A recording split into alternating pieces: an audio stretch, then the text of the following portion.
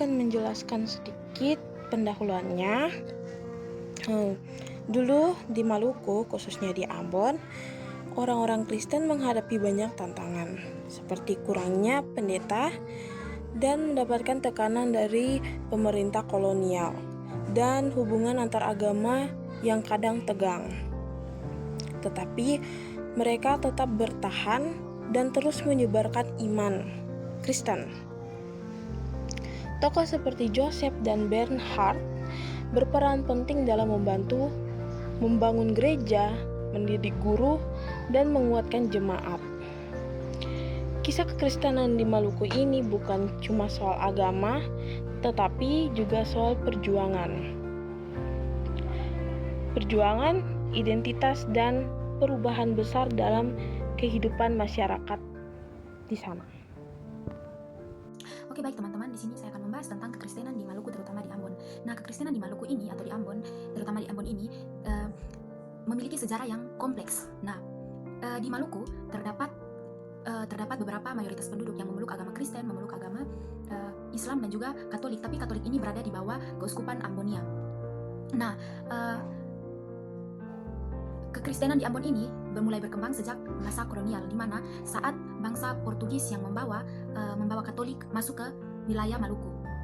Sementara itu, Islam hadir di Maluku sejak abad ke-13 melalui jalur perdagangan atau pendakwaan para pedagang Muslim, terutama di wilayah Maluku seperti Ternate dan juga Tidore. Kemudian pada abad ke-16 sampai ke-17 menyebarlah agama-agama tersebut di Maluku. Jadi teman-teman, kekristenan di Maluku ini sangat memiliki hubungan yang sangat erat antara pertemuan antara Kristen dan Islam di Maluku saat itu. Nah, hubungan antara Muslim dan Kristen yang sebelumnya terjadi konflik pada tahun 1999, mereka relatif harmonis dan terjalin erat melalui konsep dalam bahasa Maluku yang disebut orang bersaudara, yang mengedepankan persatuan dan kerjasama sosial seperti membantu pembangunan rumah ibadah bersama dan saling mendukung dalam kehidupan sehari-hari. Namun ketegangan muncul ketika agama-agama tersebut digunakan sebagai alat kekuasaan oleh kolonial pada saat itu dan elit lokal yang memperkuat perbedaan antara ketidaksetaraan antara kedua kelompok tersebut. Nah, konflik yang meletus di Ambon pada tahun 1999 ini bermula dari perselisihan kecil antara individu dan komunitas Kristen dan Islam yang kemudian berkembang menjadi konflik yang berdarah selama 5 tahun. Nah, konflik ini itu bukan semata-mata karena perbedaan agama, melainkan karena identitas sosial dan politik yang terjadi di Maluku pada saat itu. Jadi secara singkat, kekristenan di Maluku terutama terjadi di Ambon ini memiliki konteks sosial yang erat kaitannya dengan instruksi antara hadirnya Islam di Maluku yang hadir terlebih dahulu dari kekristenan.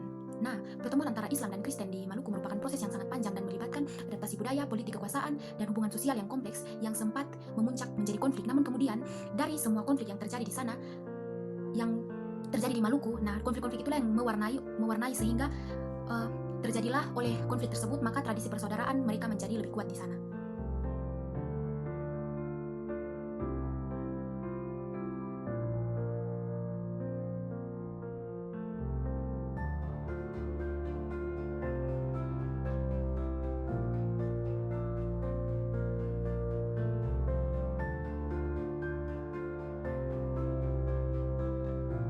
Teman, di sini saya akan menjelaskan materi saya tentang Bernhard Roscoe dan organisasi pengajaran gereja Ambon.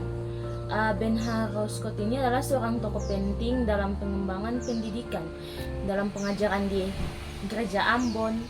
Bernhard Roscoe adalah seorang guru yang berkualitas. Dia bukan seorang pendeta. Jadi Bernhard Roscoe ini dia sebenarnya itu guru, bukan pendeta. Jadi teman-teman, pada tahun 1834 Bernhard ini dikirim oleh NZG ke Ambon dan tiba di sana pada bulan Maret 1835. Ia berperan dalam mengatur sistem pengajaran yang lebih struktur agar jemaat bisa mendalami ajaran Kristen yang baik. Roscoe membangun sekolah dan pelatihan bagi para guru dan pemimpin gereja sehingga pendidikan agama bisa tersebar secara efektif di Maluku. Jadi teman-teman, Gereja Ambon ini yang dipimpin oleh Roscoe berfokus pada penguatan iman dan pengetahuan Alkitab bagi umat. Baik, khususnya untuk para pendeta dan guru agama agar mampu mengajarkan doktrin dengan benar dan sesuai dengan kebutuhan lokal. Hal ini penting karena masyarakat Ambon memiliki tradisi dan budaya yang khas, sehingga pengajaran harus disesuaikan agar lebih mudah diterima. Jadi budaya yang khas dari Ambon ini adalah bahasa lokal dari mereka, di mana mereka menggunakan bahasa itu untuk bisa saling berkomunikasi. Jadi dengan demikian gereja di Ambon ini bisa tetap berkomitmen pada ajaran asli dan melayani jemaat dengan baik. Secara keseluruhan, peran Benhar Roscoe dan organisasi pengajaran di gereja Ambon itu sangat dalam untuk memperkuat iman dan pendidikan Kristen di wilayah Ambon. Upaya mereka untuk membantu membangun gereja yang lebih kuat itu ada untuk berpendidikan dan setia pada ajaran Alkitab serta tradisi reformat yang telah diwariskan. Terima kasih. Strategi pastoral dan misionaris Inisiatif Kerk pada tahun 1864 sampai tahun 1935 menunjukkan keterkaitan erat antara kekuasaan kolonial Belanda, penyebaran agama Kristen, dan sistem pendidikan di Indonesia, khususnya di wilayah Maluku. Tahun 1864, Inisiatif Kerk kembali mendapatkan kendali penuh atas komunitas Kristen yang berada di Maluku. Jadi, gereja pada saat itu berada di bawah pengawasan langsung oleh pemerintah kolonial.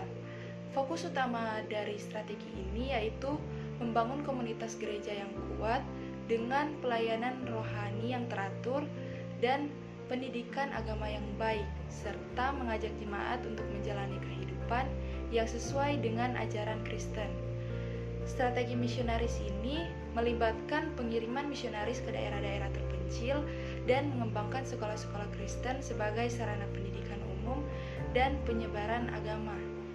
Pendidikan Kristen mengajarkan pelajaran dengan muatan religius seperti sejarah Alkitab, geografi Tanah Suci, dan bahasa Melayu klasik Alkitab.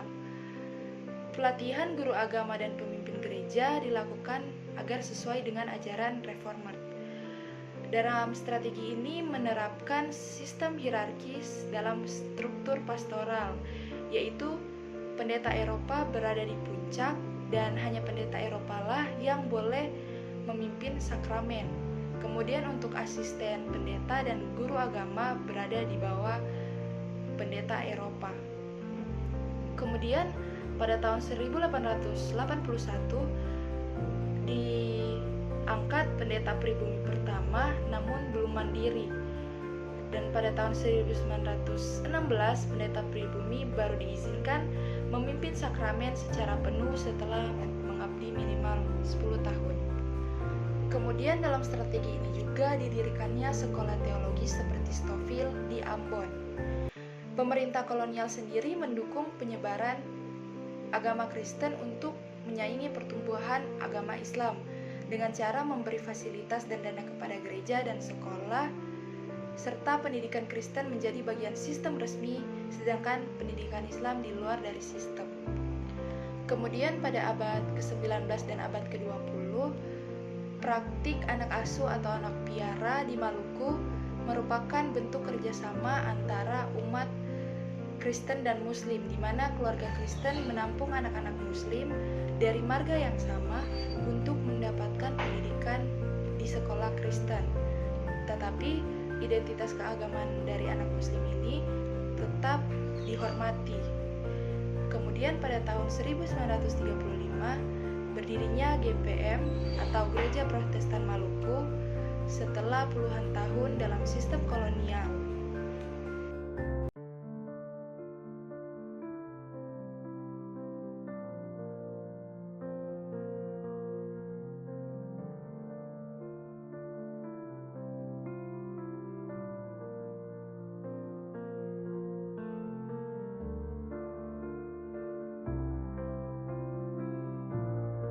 Baik teman-teman semua, di sini saya akan menjelaskan tentang sejarah misi Kristen di Maluku Utara, terutama di Halmahera, Sula, dan daerah sekitarnya.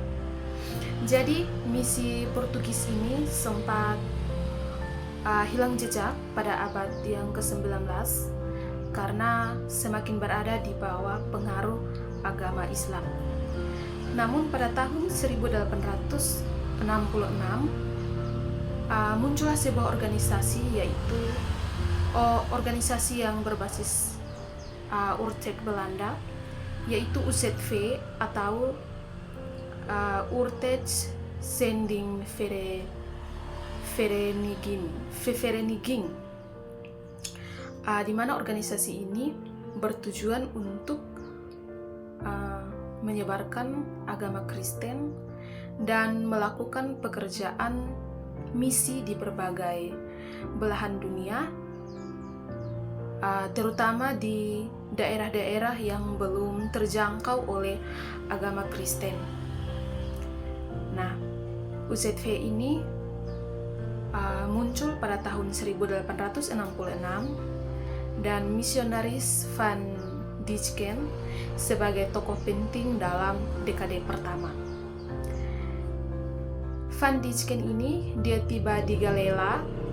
Galela ini merupakan sebuah provinsi yang berada di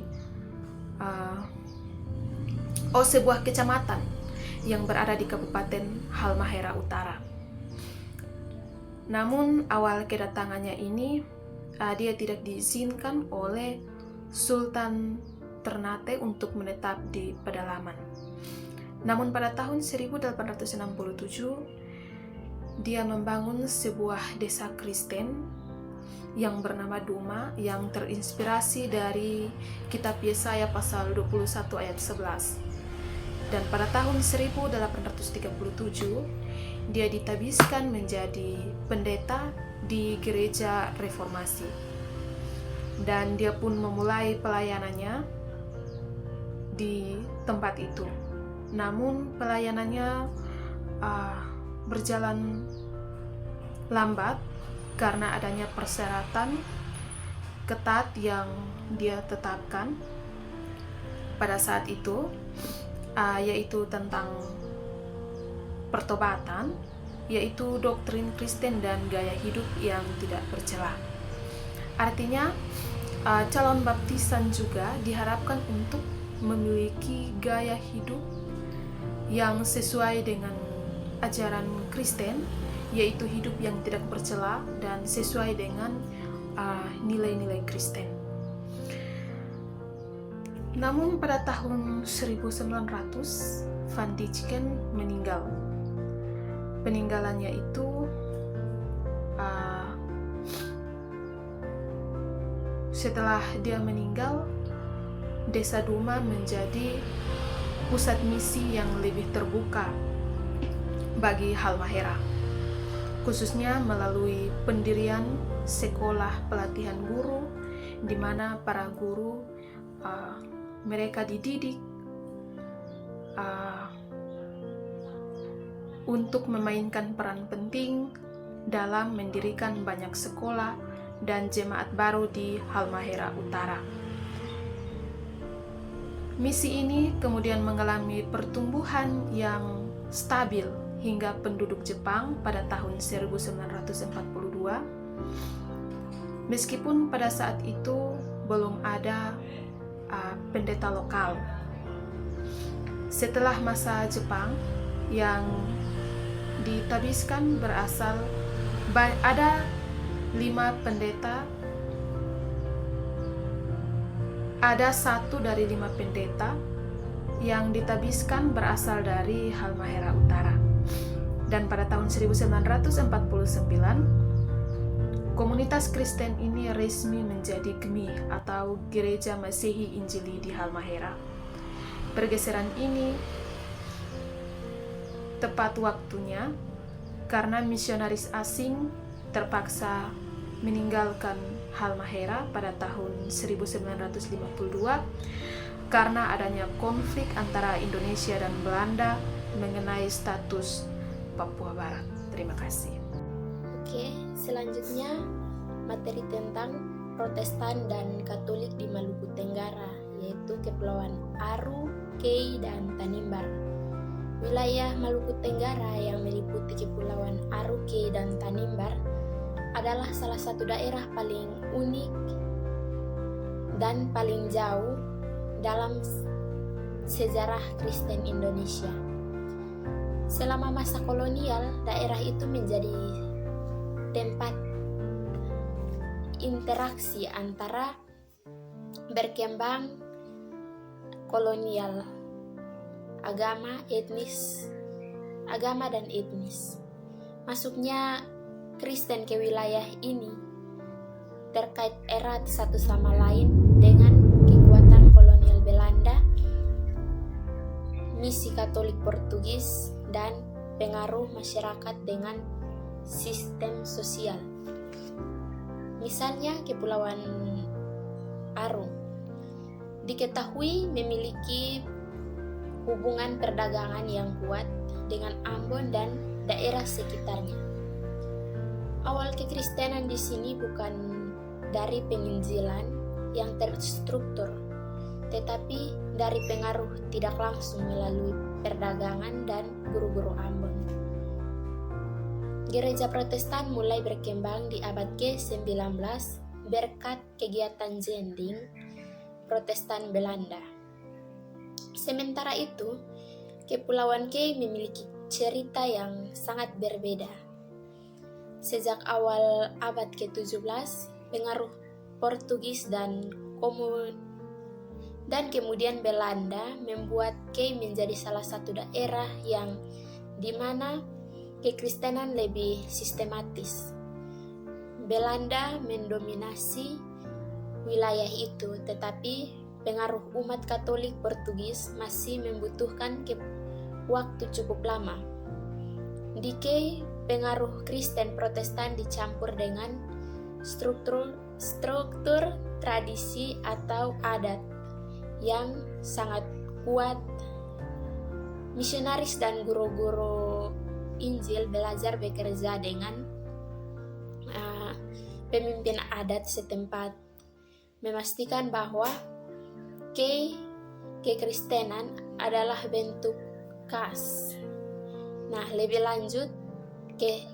jauh ke selatan itu adalah Kepulauan Tanimbar. Jadi Kepulauan Tanimbar itu adalah layanan Katolik yang paling kuat dari 3 wilayah itu. Berbeda dengan Aru dan Kei yang diperintahkan oleh Protestan, Tanimbar menjadi fondasi utama misi Katolik. Misionaris Katolik tiba di sana pada abad ke-19.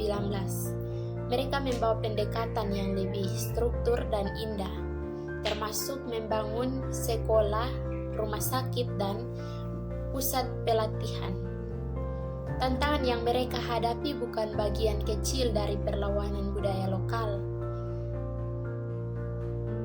Penyakit tropis dan kondisi komunikasi. Namun berkat keuletan yang kuat dan dukungan logis dari gereja Katolik di Eropa, komunitas Katolik lebih berkembang pesat di Tanimbar. Dari 3 wilayah ini, penyebaran Kristen tidak dapat dipisahkan dari peran para guru Injil setempat. Mereka berada di garis depan layanan karena misionaris asing tidak dapat mencapai semua layanan dan dari semua desa dan pulau. Guru Injil di Ambon dan di tempat lain di mana pusat pendidikan Kristen diadakan dan kembali ke kota asal mereka untuk mengajar, membaca, dan menulis Injil. Peran para guru ini sering dihormati seperti pemuka adat karena mereka menjadi simbol perubahan, pendidikan, dan penjaga keamanan moral masyarakat.